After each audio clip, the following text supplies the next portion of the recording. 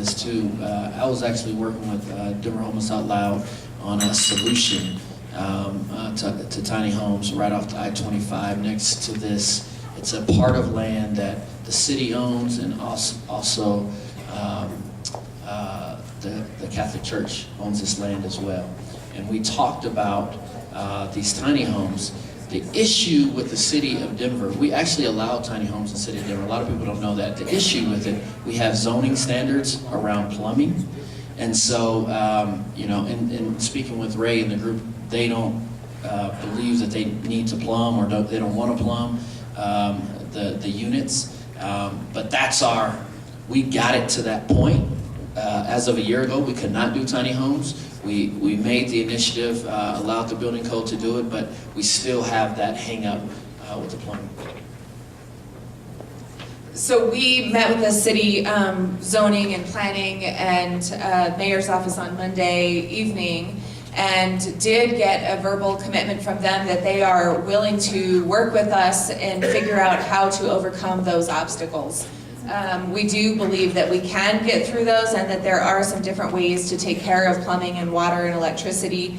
We're looking at a model with these circ houses that are made of metal, kind of yurts, but secure and private. So we're, you know, as far as how it's going, we are in conversation, and we feel like that was a huge breakthrough Monday night to receive a verbal commitment to working through the obstacles to make solutions happen really soon, within 30 to 60 days is our goal. So, just to be clear, that means that the city council, if I heard that correctly, has made a verbal commitment to work through these obstacles so that we can have tiny homes within 30 to 60 days from Thursday. I'm gonna try to keep up with that. Get in contact with Amanda Henderson and see if I can get more information on that, because if that goes into effect and we can see how successful it is, we can try to implement that in other cities. But another really important point that is going to be made, I'm not sure if it's this next clip or not, but is the issue with disabled homeless people and the problem with existing homeless shelters and resources where they don't consider disabled people. And I think that's really important, and I want to amplify her voice right now. So let's take a listen to that. I appreciate most of what I'm hearing from this panel. Thank you. I have a couple of questions. I'm just going to present them, and whomever feels they want to respond can respond. My first question is, why is there such a disparity in what the City of Denver Mayor's Office gave to the media to report about the statistics that shelters have all of these open beds, and so it was okay with this camping ban, to do what was done because there's all this open bed space, but then I'm hearing that the shelters are really saturated. That's the first question. So before we finish hearing this woman out, I was wrong that the woman I was talking about with disabled people wasn't up next, but she has a very loaded couple of questions. So the first question is, why were the statistics that the city gave the media different from the reality of what we were hearing from homeless people? The statistics that were given were that there was plenty of room in the homeless shelters, which justified the camping bans. To say, why are you camping out on the street? There's plenty of room for you to fucking sleep in a homeless shelter, so we're gonna fucking take away your shit if you don't fucking... I know I'm using the F word as a comma, but it's just ridiculous. Because, again, it's a lack of communication between the people who are making the policy and the people that the policy actually fucking affects. Let's keep listening to her.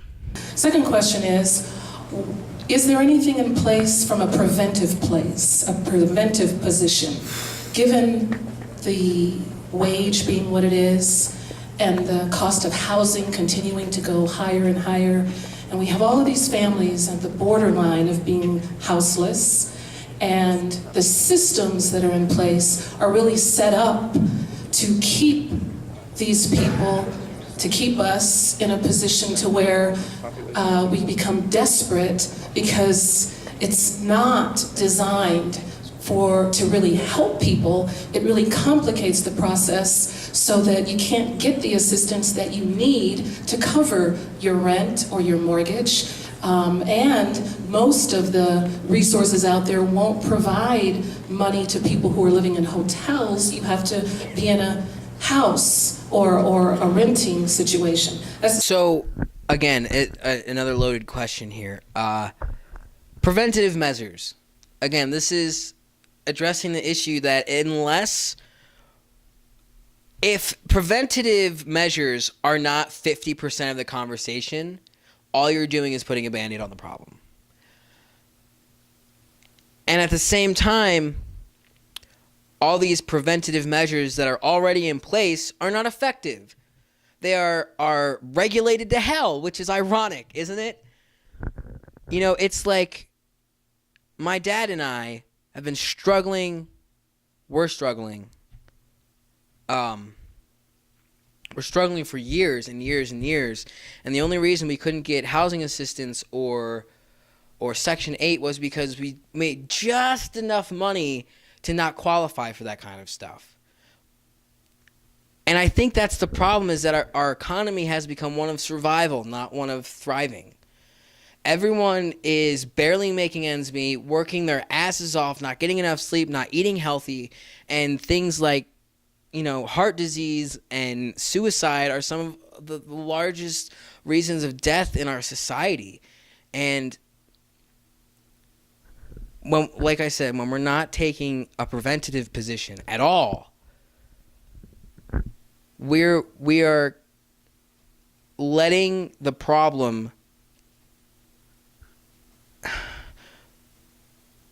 Our solutions are useless if we're not addressing why we have to come up with solutions in the first place. If we keep letting the spout run and we just keep emptying the bucket to keep filling it up, to emptying the bucket to fill it up, but we're not actually addressing why the spigot is on, we're never going to actually have to stop emptying and filling the bucket back up. We have to get to the core of the issue, people. Let's keep listening to her.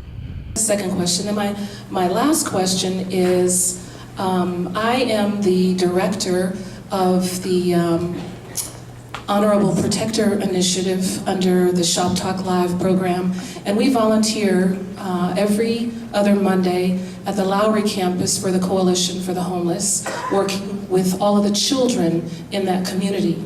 And I want to know, since you mentioned that you partner with the Coalition, is there something that you can do to get us some more support? Because we have a lot of resources. We were just extended a grant so that we can implement our after-school program and some other ideas that we have to work with these children, but we can't get enough staff to support us, so we only get 1 hour every time we're there, every other week. So we can't be effective with these children and their families the way that we need to be. Thank you. So I believe her point wasn't necessarily aimed towards the city council, but towards the Colorado Coalition for the Homeless, where her organization can't get enough time and support with them. And her question is, if Brooks, who claims to have collaborated with them, basically if he can lobby on behalf of her organization to get more time with the Colorado Homeless Coalition. And I don't know much about either organization, so I'm gonna let Brooks speak because he kind of has to address all three of her questions at once, and I'm not sure what happens next, so we'll just kind of go with the flow. Question one, here's the issue, and you've been hearing a little about it on the shelters. We've been focusing a lot in the city of Denver on quantity. The The issue now is turning to quality of shelter space. You've been hearing there's a lot of barriers to entry into shelter, and those are some of the things we're focused on. As of our numbers in the shelter space, there are 130 beds typically left over each night. Now, a lot of that, and we have folks talking about, and folks talking about this every time, saying, I don't want to go in there. I don't want to go in there because I don't want to sleep on the floor. I don't want to go in there because of bed bugs. I don't want to go in there for all these issues. And so we are highly aware of that and pushing, making sure that we have more quality places for individuals to go to. So he talks about, so we've been focusing on quantity, and now it's time to focus on quality. Now the issue has become quality. And see, I'm going to keep coming back to this central point here, is that had you actually been in communication with real homeless people, people who work with the homeless, who understand and actually do the work, you would have understood that quality and quantity cannot be addressed separately. Why weren't you concerned with quality when you were concerned with quantity?